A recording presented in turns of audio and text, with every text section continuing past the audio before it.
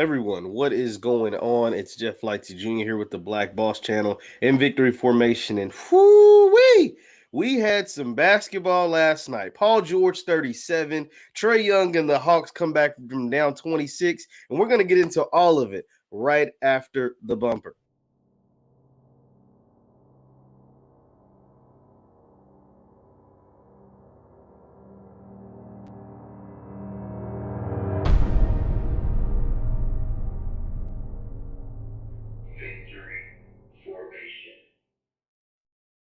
What is going on, everybody? Jeff Lightsy Jr. here with the Black Boss channel in victory formation. Be sure to hit the thumbs up button. Woo, like, share, subscribe. Woo, thank you. Bless me. Oh, man. So, we had some basketball taking place last night.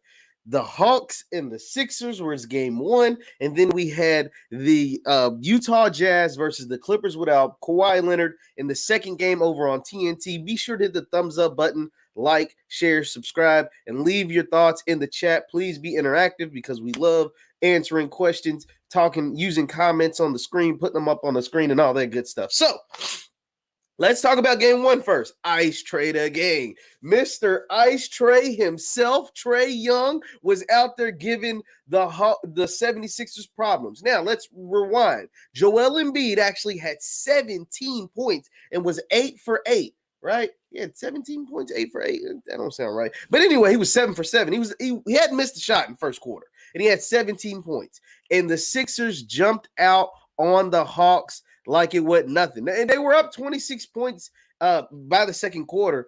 And it got so bad. I'm not even going to lie to you guys. I'd be lying if I wouldn't be myself. I wouldn't be honest if I didn't tell you that I actually left my bedroom from watching the game and went to my living room and started doing Insanity, right? Like the Shanti, shout out to Shanti and Insanity. I started working out, man, because I was like, this game is over. Like, they had taken Joel Embiid out by the fourth quarter. They were still up like 14, 15 points. And Trae Young and the Hawks outscored the 76ers 40 to 19 in the fourth quarter. Let me rewind that. Hold on.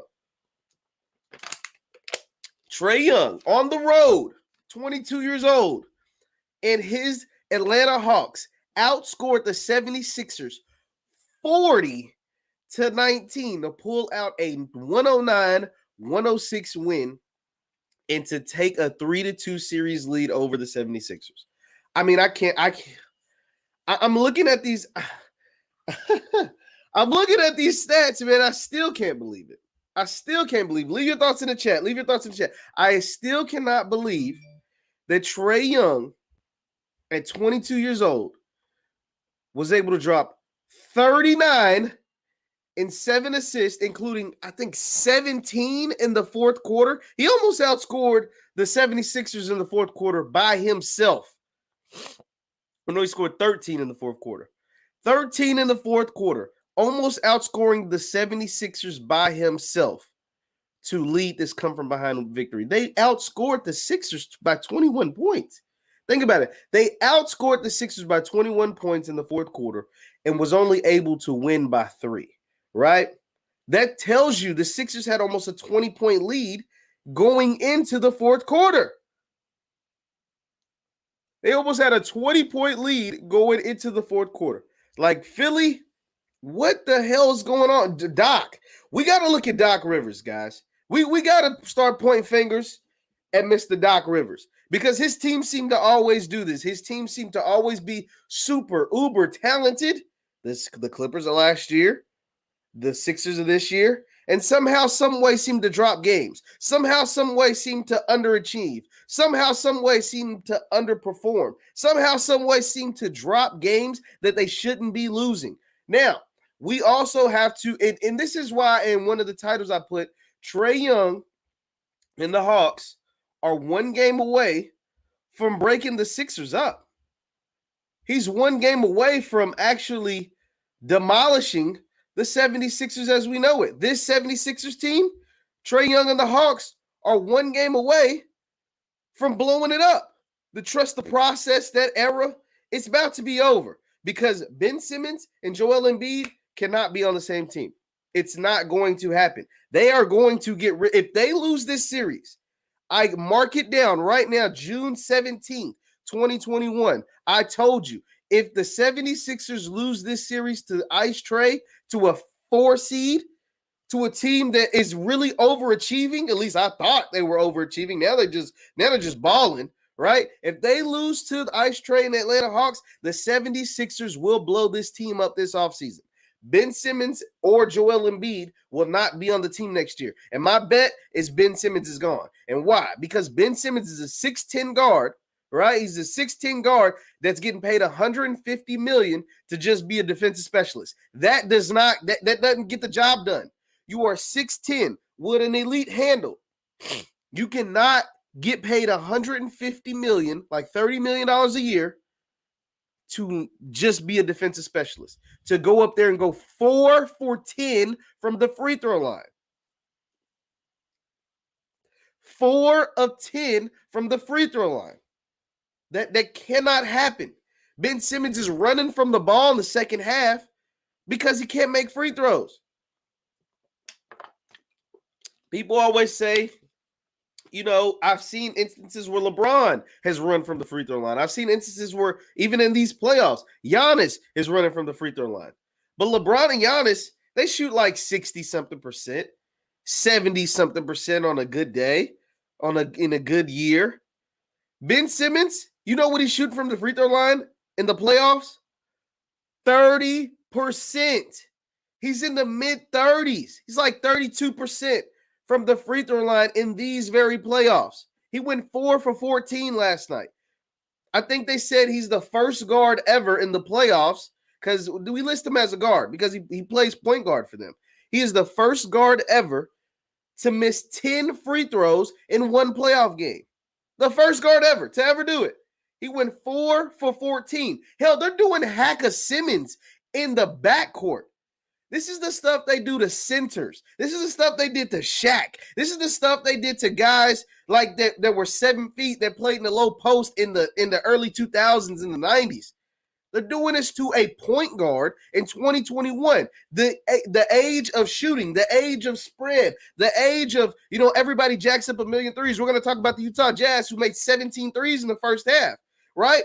They're doing this to a point guard in this modern day age of basketball, and he can't go up there and even make 50% of his free throws. He can't even go 1 for 2. He can't make 60%, damn 60%, 50%. That man's shooting 35% from the free throw line in this playoff series. That is unacceptable.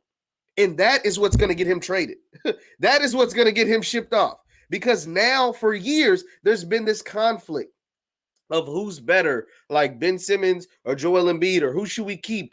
Joel Embiid's always injury prone, but Ben Simmons never learned how to shoot. Well, the never learning how to shoot has gotten even worse now, right? It's one thing to never learn how to shoot and stay the same player for 5 years. This is essentially what Ben Simmons has done. But it's another thing to regress, right? Like never shooting or never knowing how to shoot, that is one thing. But to get in playoff series and shoot 35%, that's a totally different thing. That's a totally different thing, because Ben Simmons, off talent alone, not improving his game in 5 years. It's been 5 years, guys, never improving his game. Okay, like whatever. At least at this point, never improving his game. If you take 2K ratings, he's like an 84. I don't play 2K, but if I'm just putting a number on it, Ben Simmons without staying the same for 5 years, he's been an 84 for 5 years. But now he can't even shoot free throws. You can't even have your lead ball handler, your starting point guard, on the court in clutch time during crunch moments to facilitate your offense late in the fourth quarter, close games like this one. Why? Because he's going to go up there. He's running from the ball because he doesn't want them to foul him. That is freaking mind-blowing to me. That is insane to me. Leave your thoughts in the chat. That is insane to me. Be sure to hit the thumbs up button. Philly choked not once but twice. How do you do this 2 games in a row? I don't know, man. I don't know. Is it because they're being coached by Doc Rivers? Like, do Doc Rivers teams just like forget how to play basketball in the second half of basketball games and late in playoff series? Just blow playoff series leads? I don't know. Because at the end, when Atlanta was chipping this lead away, because I had to go back and rewatch it. Remember, I went and started doing insanity, right? Call me bad at what I do, whatever. I was like, man, shoot, I gotta drop these quarantine pounds, dog. I got in there with it, Sean T, and started punching around and jumping around and stuff. And I look up, and the Sixers had lost, and I couldn't believe it. I was like, bro, I left. They were up 26, and going into the fourth quarter, I think they were up 18 points. How in the hell did they lose? And then I went back and watched and saw Ben Simmons went 4-14. And I saw Joel Embiid, who just ripped he was unguardable in the first half. I saw who scored 17 points in the first quarter. I also saw him score 20 points the rest of the game. So he finished with 37-13, with 37-13-5, which is amazing. Seth Curry put up 36 points, which sounds awesome. But your starting point guard, Ben Simmons, gives you 8, goes 4-14. So it means he only made 2 baskets. He made 4 points at the free throw line because he went 4 of 14. So he only hit 2 baskets. He's your starting point guard. And then, what's his name? Tobias Harris, who's also getting paid $180 million, had 4 points. Like, what is going on? Are the Sixers just paying the wrong dudes? Like, how in the world do 2 guys who make a combined over $300 million, think about this, Tobias Harris and Ben Simmons. Tobias Harris is on a $180 million contract. Ben Simmons is on a $150 million contract. Combined, these 2 guys make over $300 million. Really like 330, right? Over $330 million. And they combined in a crucial Game 5. Remember, the winner of Game 5s in playoff series wins the series 80% of the time. The winner of Game 5 in playoff series wins the series in the history of the NBA 0% of the time. So this is a critical Game 5 because if you win this, you have a chance to eliminate the Hawks in Game 6 in Atlanta. If you don't, cool, because you come back home for Game 7. But now you're up 26 points, 18 points in the fourth quarter. And you lose this game. And now you got to go down to Atlanta where the fans will be rocking with a chance to go to the Eastern Conference Finals, which I would have to look up to realize the last time the Atlanta Hawks went to the Eastern Conference Finals. And you have to beat them there? That's not ideal, Philly. That's not what you wanted. 76ers, that is not what you wanted, especially Joel Embiid with a bad knee gives you 37-13. Seth Curry, a role player, gives you 36 and hits like 7 or 8 threes. But your 2 max dollar players, Tobias Harris, Ben Simmons, combined making over $330 million, combined for 12 points. Put together, those 2 players had 12 points.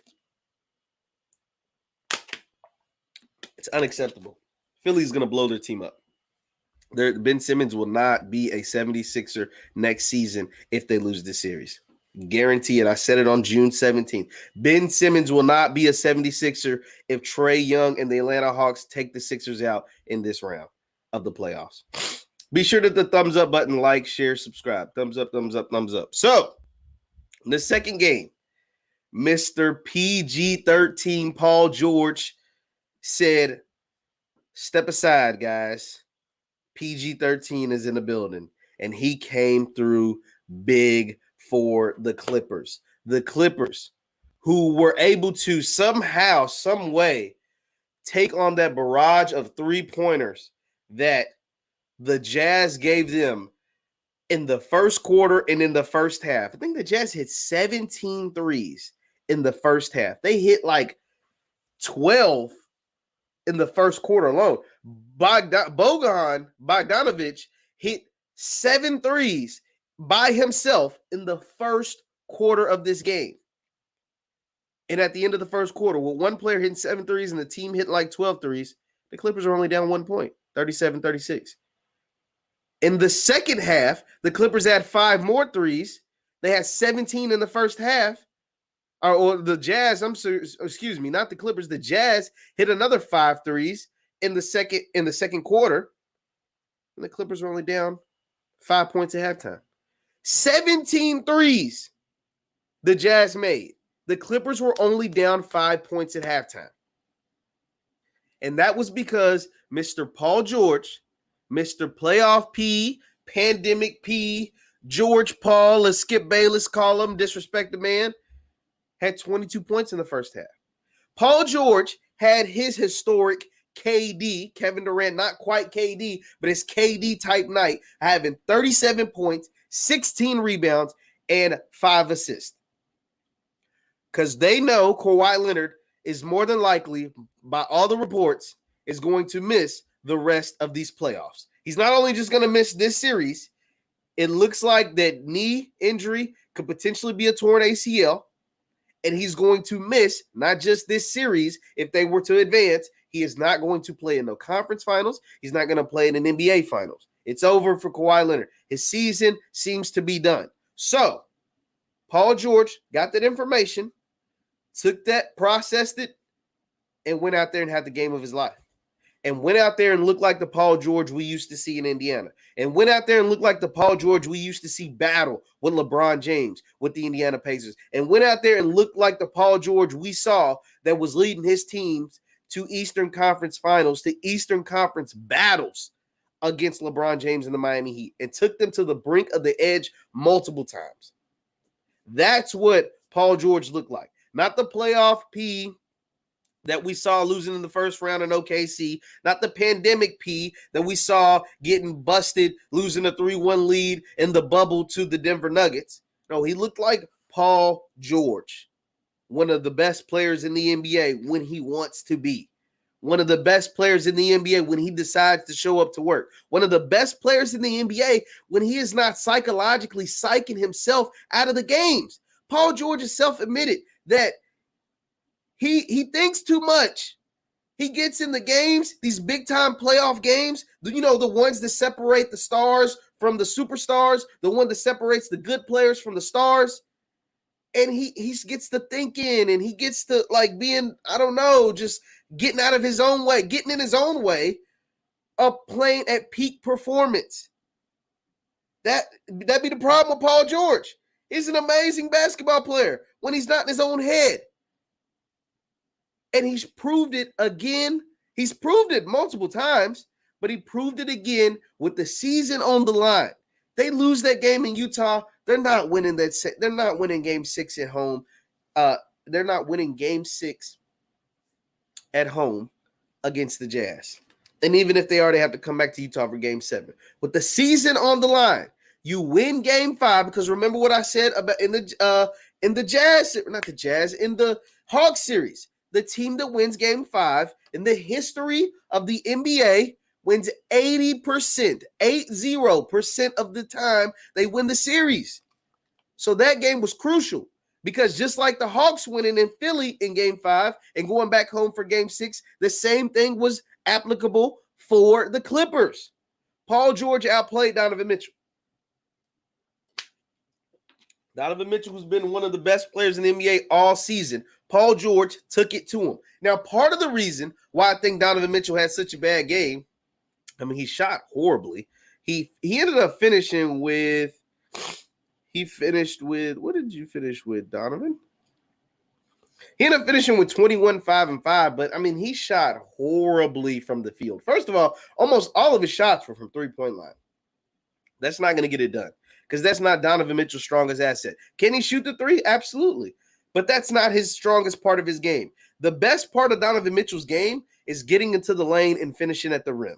That is his best part of his game. But because the Jazz were hitting so many threes, particularly Bogdanovich hit so many threes in the first half, Donovan was being passive, right? He was getting other guys because they were making all these shots, right? And he never got himself going. While on the other end, Paul George was in attack mode the entire game. So while Donovan is being passive, right, and these guys are lighting it up, you got to know that these guys are not going to keep up this shooting. You can't make, they're not going to make 17 threes in both halves and hit 34 threes for the game. Absolutely not.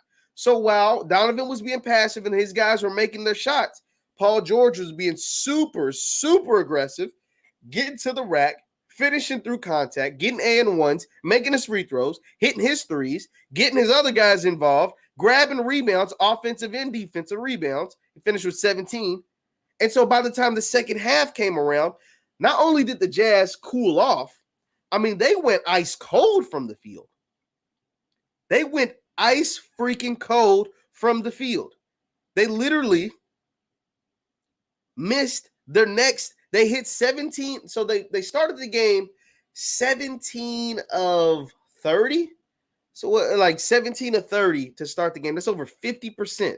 Because if you hit 15 of 30, it's 50%. They started 17 of 30 from the three-point line. They missed their next 12 in the second half. They missed their next 12 threes in the second half. So that allowed Paul George, who was already in a groove, in a rhythm, in a groove to get to the basket, do his thing. Then Marcus Morris start hitting shots. Then Reggie Jackson start hitting shots. Then Terrence Mann start hitting shots and dunking on people in the second half. And so now when Donovan realizes, okay, my teammates, Bogdan's not making them, Joe Ingles ain't giving me jack nothing, Jordan Clarkson ain't making his shots or whatever. Now it's time for me to start going. He never had gotten to a rhythm. He had never gotten to a rhythm. And now you got Paul George who's still, crossover, taking it to the rim and going right at you.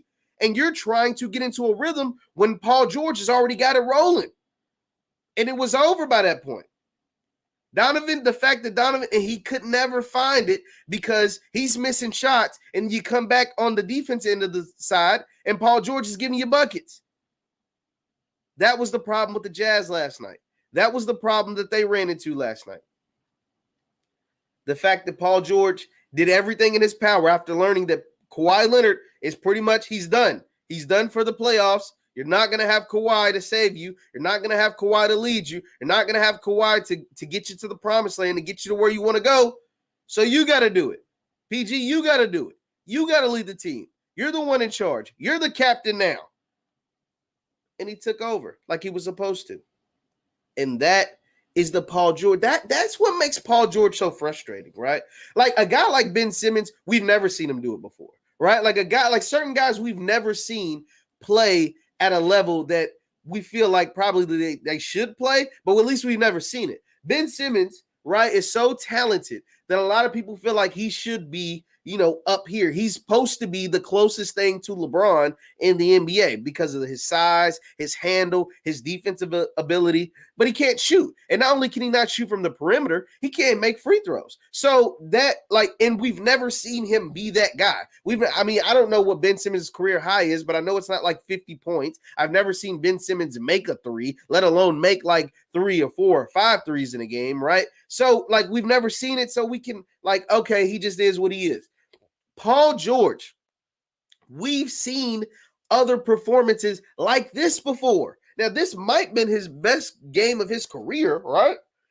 But we've seen Paul George score 30 points in a game. We've seen Paul George put up spectacular numbers, not just in a playoff game, but in playoff series. So when you see him play and you see him underperform and you see him underachieve and you see him just go out there and look horrible and miserable on the court, you get frustrated because you're like, bro, Paul George is really a hooper. Like there's nothing on a basketball court that Paul George can't do. He's 6'8", 6'9", with a silky smooth handle and a silky smooth jump shot and crazy athletic. There is absolutely nothing on a basketball court Paul George can't do. And so when he disappoints, that's what makes him so disappointing, because you have these higher expectations. I've seen him dominate playoff series. I've seen him make shots, tough shots that a lot of people can't make, even in clutch moments. So but I've seen him underachieve and underperform way too many times for a guy of his skill set, for a guy that's as good as he is. He proved it again last night. Him, Donovan Mitchell, on the same stage. Game 5, series on the line, essentially. Game 5 winners win 80% of the time. And Paul George outplayed him. Point blank, period. Paul George was the best player on the court last night. And that's what makes his game so frustrating at times. That's what makes it so frustrating at times. Because it's like, oh my God, like this dude, like, yeah, he's not Kevin Durant. Okay. He's not James Harden. He's not LeBron James, right? But he could be an absolutely amazing Robin. No offense to the partner, it's not to offend him, right? But he can make an amazing championship level number 2. Ben Simmons isn't a championship level number 2.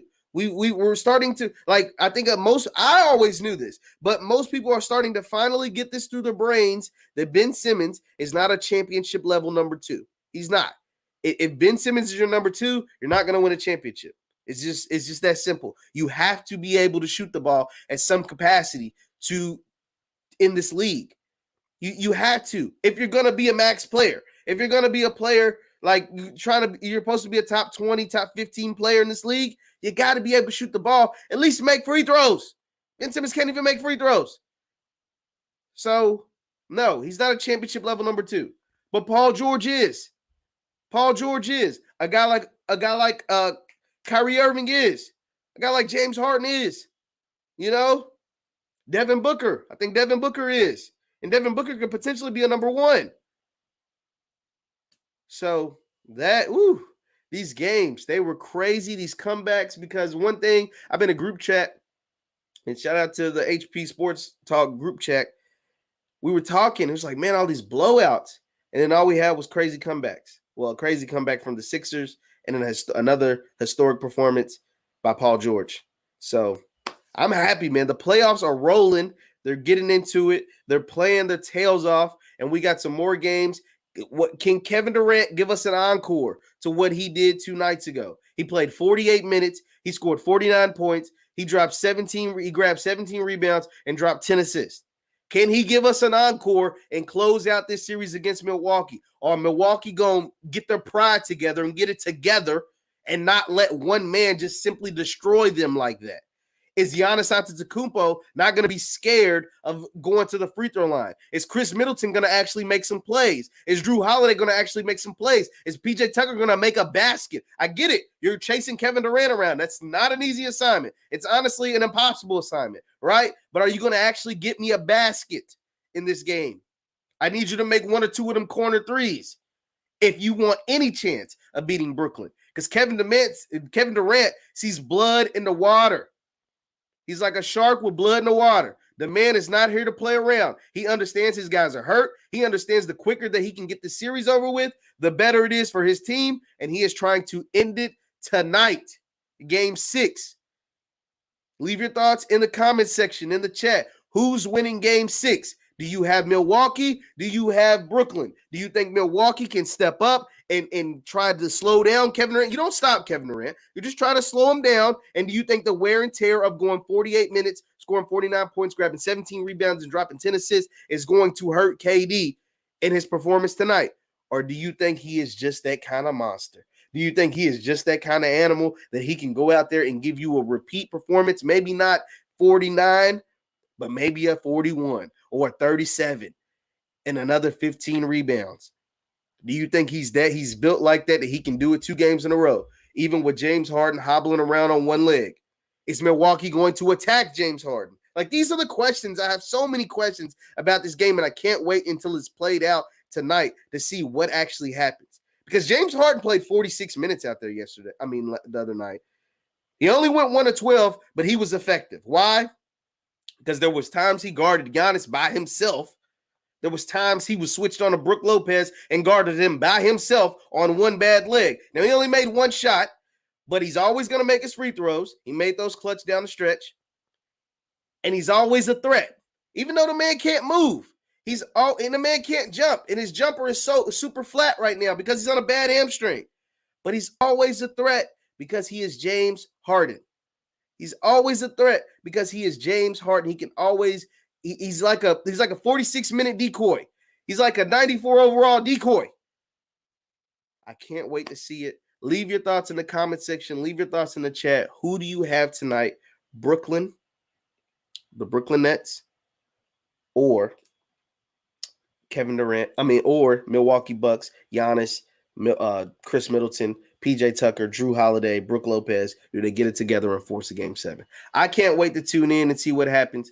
But thank you guys for tuning into this show. I'm Jeff Lightsy Jr. with the Black Boss Channel and Victory Formation. Be sure to hit the thumbs up button, like, share, subscribe to the Black Boss Channel. And because we're on here every single day, but we're here, Victory Formation Sports Show is here every morning, 9 a.m. Central, 10 a.m. Eastern. Thank you guys for tuning in, and I will see you next time. Peace.